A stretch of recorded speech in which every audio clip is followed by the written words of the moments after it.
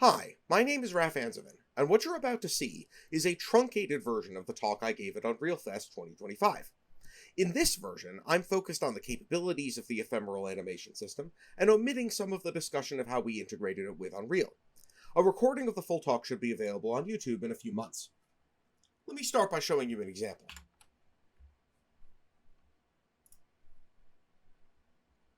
What you're seeing here is something I animated using our new animation tools for Unreal, the Ephemeral Rigging and Animation System, which is integrated with Control Rig and developed by Notional Pipe. I animated this entirely from scratch directly in Unreal. No mocap or external applications were used, but it was animated in an extremely unconventional way. If I open Sequencer, you can see that I have a key for every control on every frame. I did not animate this using conventional spline interpolation and then bake it. In fact, I did not use any interpolation whatsoever at any time. I did not switch a space or constrain anything to anything else. I never even opened the graph editor, and if I had, what I would have seen in it would have been completely useless. This motion was not keyframed by any normal definition of the term. It was, in a sense, sculpted. Now let me back up a second so I can make sense of that for you. For the past 25 years, I've been trying to answer a question that's very important to me. Why is character animation so damn hard? Now, there is an obvious answer to that. It's hard because art is hard. Making animation that feels alive, that communicates a character's emotion to the audience, that makes an audience feel something, that's hard, and nothing's ever going to make it easy. But that's not the question I'm asking. I'm asking why the work of creating CG animation is so painful on top of the artistic problems you would always face anyway. You want to create a great character performance, but you also need to deal with gimbal lock, and spline overshoot, and IK pop, and all of the switches and dials built into your rig. You have to manage the state of the rig, FK or IK, what space a control is in, what's constrained to what, manually, and you have to manage it over time. Epic's done a lot of work in Unreal to make this easier, and it is a lot easier than doing the same thing in a more conventional animation package. But it still adds a lot of additional cognitive overhead to a process that is already extremely difficult. The whole process of animation is also a waterfall. Animators usually start with blocking, but once you've splined things and tweaked all the tangent handles, you are in for a world of hurt if you have to make any large changes, and you probably will need to make some large changes. And editing dense motion data like mocap is painful even with tools like animation layers. As animators, we drag this heavy burden of process and complexity with us wherever we go and whatever we do. I think we can boil down everything I just said to one simple fact. The same pose can be represented by an arbitrary number of possible rig states, but while these states result in the exact same pose, they are not interchangeable. If you change one of these ways to represent this foot pose out for another, the pose itself won't change, but the way it interpolates with surrounding poses will, and in unpredictable ways. So when you're animating, you are leaving a history of decisions about rig state and keyframe placement that you cannot easily back out of. Half of learning to be a character animator is just learning how not to paint yourself into a corner with the tools. And that really has nothing to do with the art of character animation. The more I've looked at these problems, the more I think we've seen them before. I am Ancient of Days, so I remember when ZBrush took over the world of character modeling in the mid-2000s. Before that, your only options were NURBS and subdivision modeling. Yes, that is actually how old I am. I remember when people modeled characters with NURBS. And it did indeed suck. Now, subdivs aren't as evil as NURBS for character modeling, in some ways they're great, but they do both have the same underlying assumption, that you can best model a surface by choosing specific control points and interpolating between them, and that those points will continue to be the best way to manipulate the surface while you iterate artistically. And if that sounds like spline interpolated keyframes to you, that's because it's basically the same idea. And then, something came along that said, no, here's a big blob of micropolygons. And here's a bunch of brushes to push micropolygons around destructively. Don't worry too much about topology, we'll figure that out later. And people were resistant for a while, because how could pushing around this big blob of vertices possibly be easier and faster than some well-planned edge loops? But as you may have noticed, in 2025, We do pretty much all of our character modeling with sculpting tools and then retopologize it afterwards. Because it turns out that for certain classes of problem, and I think character animation is one of those classes, pushing a bunch of dense data around is actually much more effective than having tweakable parameters. Assuming you have the right tools. So what would a ZBrush for animation look like? What would it mean to sculpt with motion? Well, to start with, you'd need a better, more flexible way to pose the character. Which is why it's now time to talk about ephemeral rigging. When a rig is ephemeral, it doesn't have a graph that evaluates all the time. Instead, it evaluates only in response to the animator interacting with it. That means it's free to behave differently depending on context.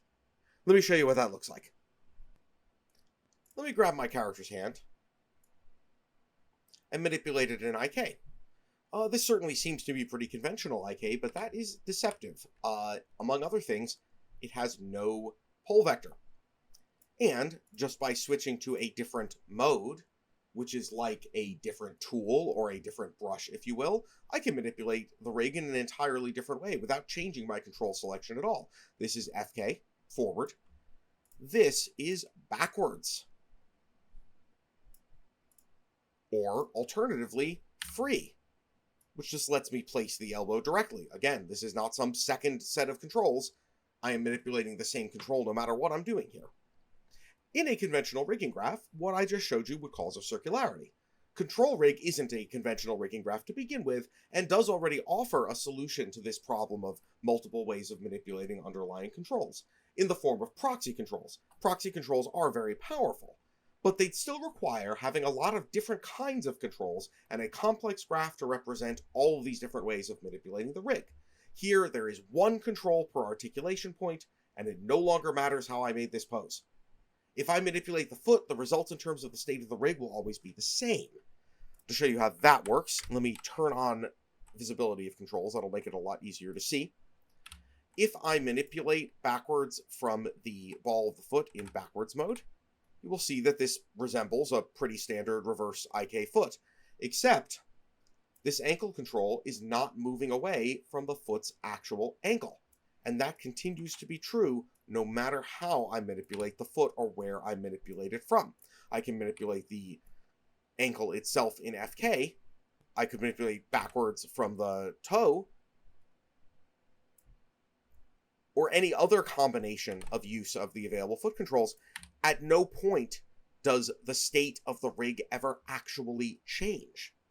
That's what I mean when I say that these rigs are stateless. The moment I release the mouse, any memory of the state I just put the rig into is gone. The rig never remembers its state, so I don't have to remember it either. Another way to put that is rotating backwards from the ball of the foot like this is the exact same thing as manipulating the foot in FK into the same pose. There is no difference between those two things whatsoever. Now, let me take a quick look at how these rigs are constructed. What we're looking at here is actually an entire arm, with all of the complex behavior you just saw me using, none of which the rigger has to author directly. All I'm doing here is giving the system a few rules about what kind of behaviors the controls could have, and the interaction between those rules and the context of manipulation, which includes which controls are selected and what mode the animator is using, creates the actual behavior of the rig on the fly. What you end up with here is potentially thousands of different ways of manipulating the rig that are emergent. So another example I can show you is, let me go a little further into the shot. There's this bit where his hand is resting against his thigh. And let me show you manipulation of the fingers. So by default, you'll note that there is a mode called default, which simply takes whatever we've specified in the rig as being the default way that you interact with the given control. By default, this is FK, as one would expect, fingers generally would be. And I can easily rotate backwards from it, as we've seen. But note that the rest of the fingers remain in FK. That is their default. I can also switch into a mode that forces everything in the rig that can be IK to be IK. And now the points of the fingers are pinned. I did not have to rig each finger specifically to do this. This just happens as a consequence of the rules that I've set up for the fingers. You can even set up some of these rules yourself as an animator while you work. So for instance, let me take a look at glue groups. Glue groups are relationships that you can set up on the fly while you animate. They're a lot like constraints in that way. And in this case, I've set some up between the hand and the thigh. Let me turn both of these on. And you can see what that looks like when I manipulate the character. But I could just as easily turn one of them off, and now it is no longer active. Unlike constraints, these don't persist. They're just more rules I'm giving the system that I'm free to use or not use as I choose. Where this approach really becomes powerful is when you're editing more than just a single pose. This is what we're calling interpolationless animation. Interpolationless animation requires no splines, doesn't require you to switch anything over time, and has no concept of rotate order or parent space. It is intended for editing dense animation data. Let me show you what that looks like. Let's say I want to change the arc that his right arm makes as he throws it back here. Now this animation is on ones, so there is a pose on every frame. Traditionally, I'd have to either delete most of these poses or I'd have to use an animation layer, but with our system, I can edit this data directly. First, I'm going to turn on some visualization options so we can see what we're doing. I'm going to turn on our motion trails, which give you different kinds of data than Unreal's motion trails do. And I'm going to turn on onion skinning, which is built into the system. This gives us a much better picture of what's going on without the use of a conventional graph editor. And now what I'm going to do is to edit a group of poses across time using a user-defined fall-off. So I can say I want to fall off in ahead of and behind, and go ahead and make any change I want using any of the modes that I want. I can simply use FK to change the trajectory of the entire arm, but this is revealing an issue here. There's this warbliness, as it were, that's a technical term, right? To the motion that was already present, but it wasn't very visible before I exposed it by changing the trajectory. So this is a perfect time to show how fast polish is when you don't have to deal with splines, and when you can edit the motion data in a variety of ways interchangeably. I can simply switch to IK, so I'm now dealing with this in world space, and smooth the motion in world space. Now I've got a very clean trajectory, and I can continue editing that motion in world space if I choose, or using FK if I choose, in whatever way I want. Let's say I want to adjust this bit a little bit here as well. I might pull this in, and then make an additional change. If this reminds you of laying down large changes in a sculpting app and then going in with a smooth brush to correct any little problems, that is not an accident. Now let me show you a more advanced case. What if I want him to get a little more height when he does this bit here where he clicks his heels together? Well, I'm free to make that edit in any way I want as well. Say I kind of do it like this, and I'm going to select his neck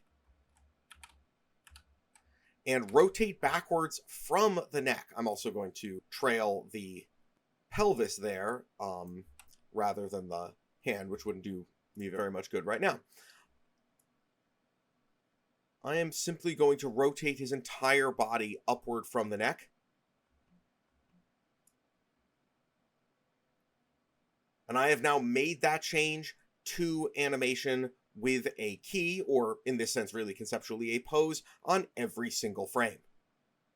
And in fact, this is exactly what I did when I first animated this shot. My initial blocking actually didn't have him quite get as much height as he did in the original version that I showed you either. And once I in-betweened everything, I found that his motion didn't read quite as clearly as I'd thought that it would in blocking. Very normal thing to happen when you're animating. So I did exactly this that I just showed you, and it was a trivial change to a shot that already had a pose on every frame.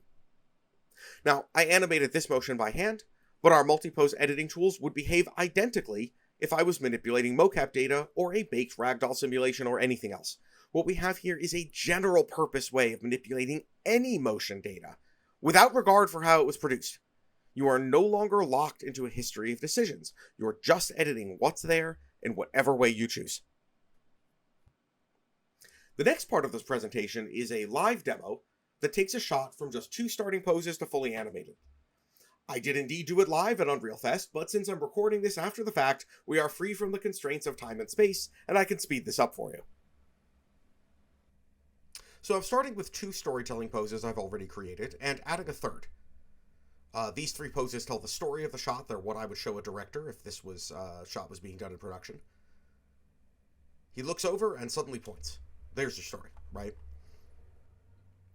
Now I'm starting to add breakdowns. This will be familiar to lots of animators, and I'm a very pose and breakdown sort of animator. In addition to the breakdown slider, you'll see me use bias quite a lot to bias the pose, or parts of a pose, towards nearby poses. We also have overshoot and a variety of other tools.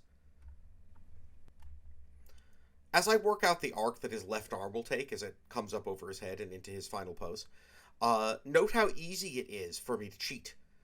To move that elbow around wherever it is I want it to be without disturbing anything else in the rig or messing up my IK. You can see me switching ephemeral modes constantly while I work, both to allow me to pose very easily and quickly, but also to allow me to create breakdowns using different ephemeral modes. It would certainly not be animation if everything went according to plan, and partway through blocking I realized that I had his foot coming over there too late, and it didn't feel like he was actually taking the weight on it. So I ended up reworking the foot placement a bit. The motion doesn't actually have to be dense to use our dense data editing tools. Manipulating multiple poses during blocking is also extremely useful. And here's our final blocking pass. Next, we will be in-betweening. I start by using the breakdown tools to in-between a couple of particularly important bits by hand. But from there, I'm going to use our in-betweening tools to automatically in-between large sections. And here's the result. It's got a few issues. Bits that seem a little robotic or hit a wall, as they say. Sudden momentum changes and pops. So now we'll go in and smooth all those issues away. Starting with the torso and moving from there to the arms. Note how easy it is for me to fix elbow issues. Just smoothed a whole set of little wiggly motions away.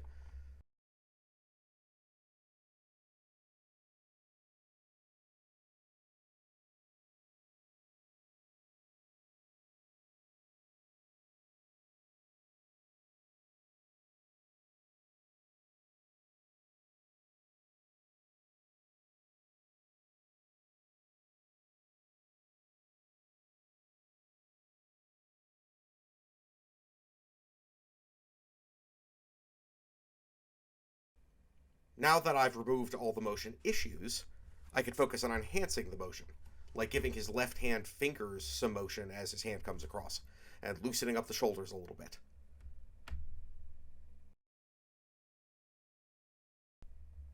And here's the fully polished motion. It's not the best thing I've ever animated, could it be improved with a little more time? But I think it gets the point across. Animating with the ephemeral system really does feel like you're shaping your motion into place, like you're molding it like clay. So what are our next steps? Well, we hope to get a beta version into people's hands soon, but we can't yet put a specific date on it. There is also still tools that need to be added to the system to make it as capable as a conventional animation system. This would include retiming tools and an ephemeral graph editor, which would work quite differently from the graph editors you know.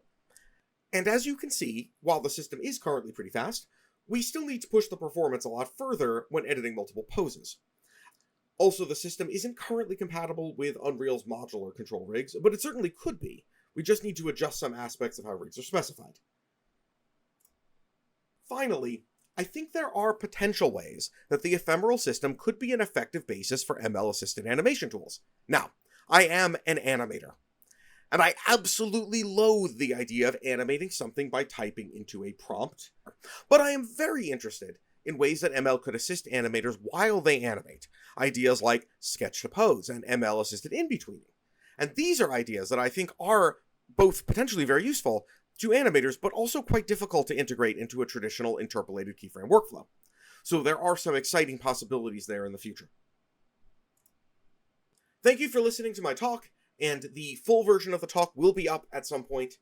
That expands a bit on questions of how the system interacts with Unreal, and I hope you enjoy that too. Thank you very much.